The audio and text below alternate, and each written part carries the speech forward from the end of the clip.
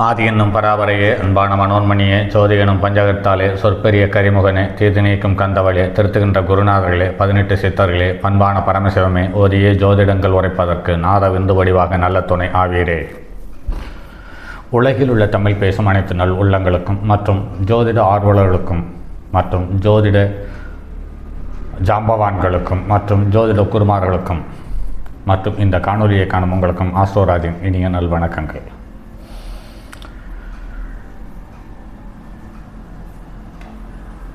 நட்சத்திரம் அதனுடைய காரகத்துவங்களும் என்ற வரிசையில் தொடர் காணொலிகளாக கொடுத்து வருகிறோம்.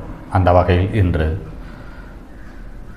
நட்சத்திர ராசி மண்டலத்தில் 27 நட்சத்திரங்களில் 23வது நட்சத்திரம் அவிட்ட நட்சத்திரம். இது வானமண்டலத்தின் 293 பாகை 20 கலை 1 விகலை முதல் 306 பாகை 40 கலை வரை பரவியுள்ளது. இது 4 நட்சத்திரங்களின் கூட்டம்.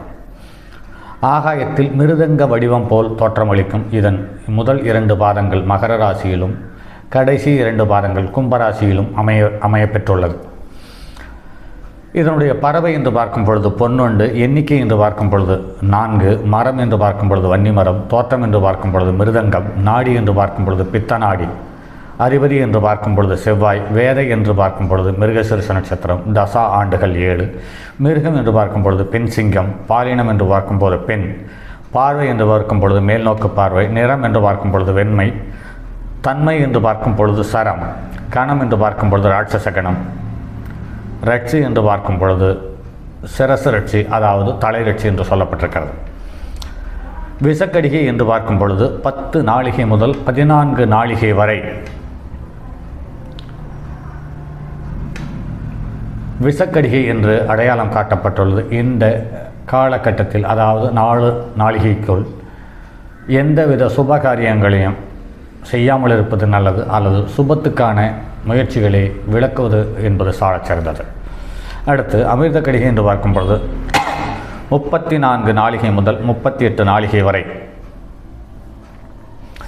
இந்த குறிப்பிட்ட இந்த 4 நாளிகைக்குள் எல்லாவித சுபங்களுக்கான முயற்சியும் செய்யலாம். நல்ல உறவுகள், நல்ல வரவு செலவு, போக்குவரத்து மற்றும் மருத்துவம் சார்ந்த விஷயங்கள், தொழில் சார்ந்த விஷயங்கள், உறவுகள் சார்ந்த விஷயங்கள் அல்லது முன்னேற்றத்துக்காக எதை தொடங்கினாலும் அது சிறப்பான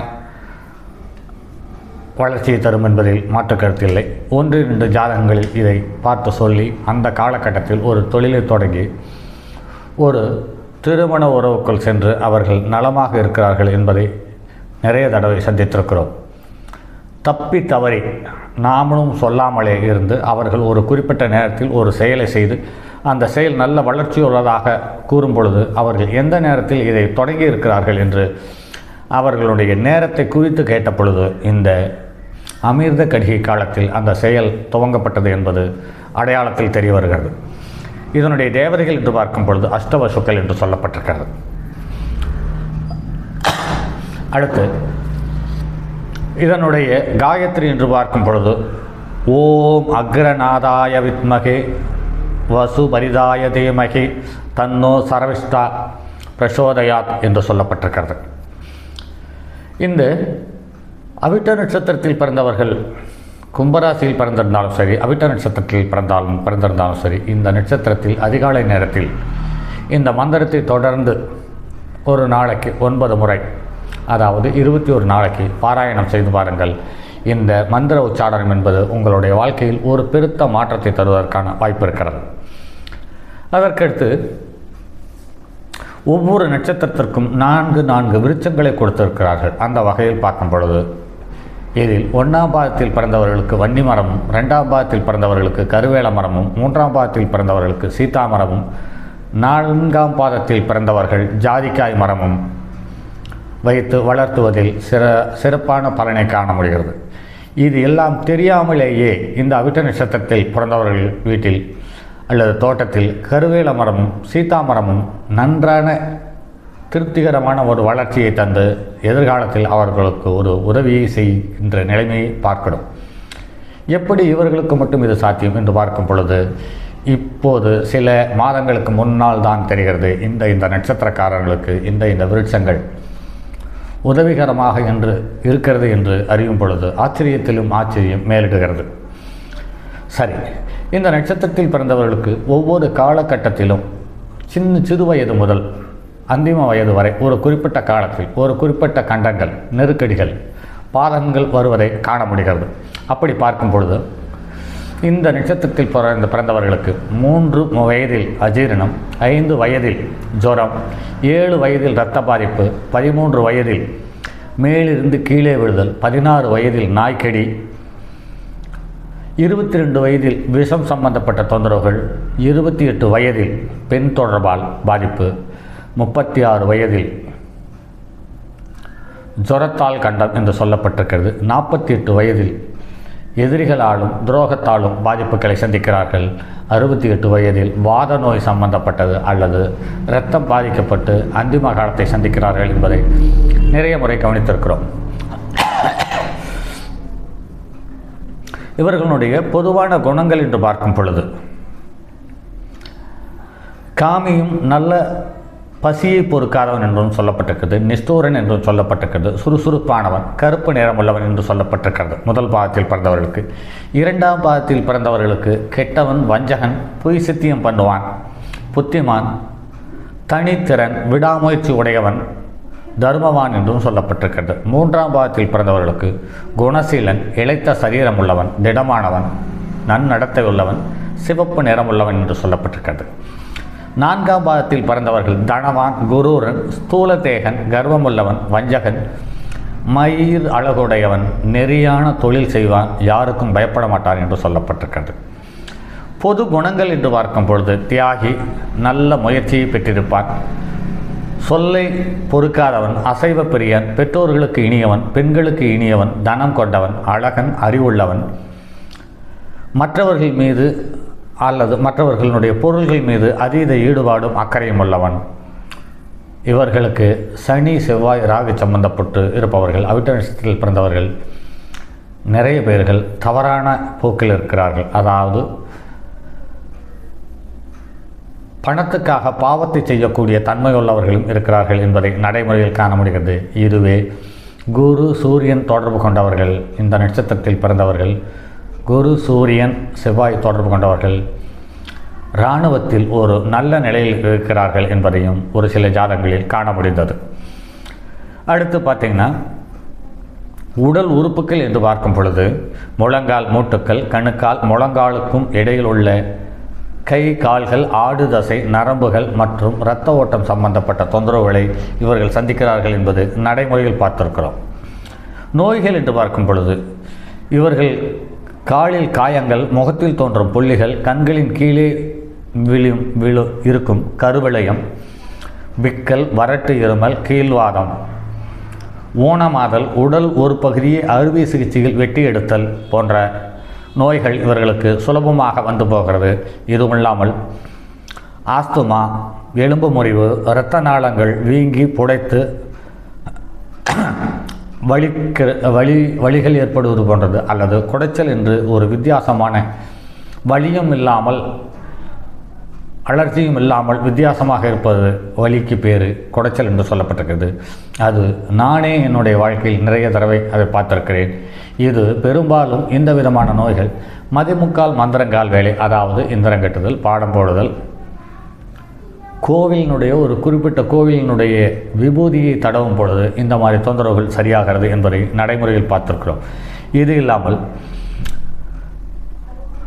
இரத்தமே கெட்டுப்போதல், அதாவது பாக்டீரியா, வைரஸ், ஈஸ்டுக்களால் பாதிக்கப்படுறது. அதே சமயத்தில் வாத நோய், சிரங்கு, ராஜபிளவை, நகம் உடைதல், மந்திரம், பேய், பிசாசு போன்ற கற்பனை பயம், அதாவது மனநோய் என்பது இவர்களுக்கு வந்து போகிறதை நடைமுறையில் காண முடிகிறது. சரி நண்பர்களே, இந்த ஒவ்வொரு நட்சத்திரக்கும் முகப்பு படம் வைத்திருக்கிறோம் அல்லவா, அதாவது தம்ப்நெயில் என்று சொல்லக்கூடிய படம் வைத்திருக்கிறோம் அல்லவா, இந்த படங்கள் எல்லாமே அந்த நட்சத்திரத்துக்குரிய பழமும் காய்களுமே தவிர யதார்த்தமாகவோ அல்லது 10ஓடு 11 என்று வித்தியாசமாக இருக்கும் பாணிகளோயோ அந்த முகப்பு படத்தை நாம் வைப்பதில்லை. இந்த முகப்பு படம் என்பது இந்த நட்சத்திரத்தினுடைய காரகத்துவத்தை படிப்பவர்களுக்கு பளிச்சென்று ஞாபகம் வரும். பாருங்கள், ஜோதிடமே இல்லை என்று சொல்லும் மனிதர்கள் கூட ஒரு குறிப்பிட்ட காய்கறிகள், குறிப்பிட்ட பழங்கள், குறிப்பிட்ட செடிகள், குறிப்பிட்ட உறவுகள், இவர்கள் எல்லாம் அவர்களுக்கு நெருக்கமாகவோ அல்லது ஏதாவது ஒரு விதத்தில் ஆதரவு தரும் அமைப்போடு இருக்கிறது. ஏன் என்று பார்த்தால் அவர்களுடைய பிறந்த நாள், மாதம், நேரம், வருடம், பிறந்த ஊர் இதை கேட்டு ஜாதகத்தை போட்டு பார்த்தோமானால் அவர்களுக்கு இந்த நட்சத்திரம் சம்பந்தப்பட்ட விஷயங்கள் அவங்களுடைய வாழ்க்கையில் ஒத்து அவர்களுக்கு தெரியாமல் அவர்களை கைகோர்த்து பயணிப்பதை நடைமுறையில் எண்ணற்ற தடவை பார்த்திருக்கிறேன். ஆகையால் இந்த நட்சத்திர காரகத்துவம் என்பது ஏனோதானோ என்று போடுவதல்ல. நிறைய மனிதர்கள் பார்க்க வேண்டும் என்று கட்டாயத்திற்காக போடுவதில்லை. அதே சமயத்தில் இதை வர்த்தகத்துக்காகவும் போடுவதில்லை. இந்த பதிவுகள் அனைத்தும் மனித வாழ்க்கையை சுற்றியுள்ள அனைத்து விஷயங்களும் ஒவ்வொரு கிரகத்தினுடைய நட்சத்திரத்தினுடைய காரகத்துவத்தால் தான் வருகிறது என்பதை அறுதியிட்டு அடையாளம் காட்டுபவர்களுக்கு மட்டும். அது இல்லாமல் இயல்பு வாழ்க்கை வேறு, ஜோதிடம் வேறு என்று இன்றும் நிறைய ஜோதிடர்கள் ஜோதிடம் பார்த்து கொண்டிருக்கிறார்கள். அவர்களுடைய கண்ணில் இந்த பதிவு படுமானால் அவர்களுக்கு கண்டிப்பாகவே ஒரு வித்தியாசமான அனுபவத்தையும் நிறைய கேள்விகளுக்கான சந்தேகத்துக்கான விளக்கத்தையும் இது தருவதற்கான வாய்ப்பை உண்டு பண்ணுவதற்காகவே இந்த முயற்சி. இந்த அவிட்ட நட்சத்திரத்தில் பிறந்தவர்கள் பொதுவாகவே ஆப்பிள், தக்காளி இந்த இரண்டையும் விரும்பி சாப்பிடுகிறார்கள் அல்லது விவசாயம் செய்கிறார்கள். குறிப்பாக அவிட்ட நட்சத்திரத்தில் பிறந்தவர்கள் தக்காளி விவசாயத்தில், தக்காளி மகசூலில் நல்ல வளர்ச்சி, நல்ல உற்பத்தி, நல்ல விலையை சந்தித்திருப்பதை நான் நடைமுறையில் காண்கிறோம். அதே சமயத்தில் இந்த அவிட்ட நட்சத்திரம் என்பது கடுமையான கரும நட்சத்திரம். இந்த குடும்பத்தில் பிறந்தவர்கள் சகோதரம் கடுமையான பாதிப்பை காண்கிறார்கள். அதிர்ஷ்ட தேவதை என்று பார்க்கும் பொழுது இந்திரா என்று பெயருள்ளவர்கள் இந்த நட்சத்திரத்தில் பிறந்தவர்கள் சிறப்பான வாழ்க்கையை வாழ்வதில்லை. அப்படி இல்லை என்றால் இவர்களை புரிந்து கொள்ள உகந்த வாழ்க்கை துணையை கடவுள் தருவதில்லை என்பதை நடைமுறையில் பார்க்கிறோம். அதே சமயத்தில் இந்த நட்சத்திரம் பூமியை விட 3 மடங்கு பெரியது என்று சொல்லப்பட்டிருக்கிறது. சரி நண்பர்களே, இதனுடைய பதிவுகள் சார்ந்த எண்ணங்களை கருத்து பெட்டியில் எனக்கு உங்களுடைய கருத்துக்களாக கொடுங்கள். அதற்காக காத்திருக்கிறேன். மற்றும் ஒரு பதிவில் சந்திப்போம். அதுவரை உங்களிடமிருந்து விடைபெறுவது உங்கள் அன்பு நண்பன் எம் ராஜரத்தினம். என்னுடைய அலைபேசி எண் 9788 72999 97991199649. சரி நண்பர்களே, அடுத்த பதிவில் சந்திப்போம். தங்கமான் மழுவோடேந்தி தன்மதி தலையில் கொண்டோன் மங்கையர் பதிக்கச் சொன்ன மாமொழி ஜோதிடத்தை இங்கு யாம் உரைப்பதற்கோர் இமை என்னும் பிழை வராமற் காக்க செங்கன்மால் மருகன் யானைச்சிறன் பதம் காப்பதாமே.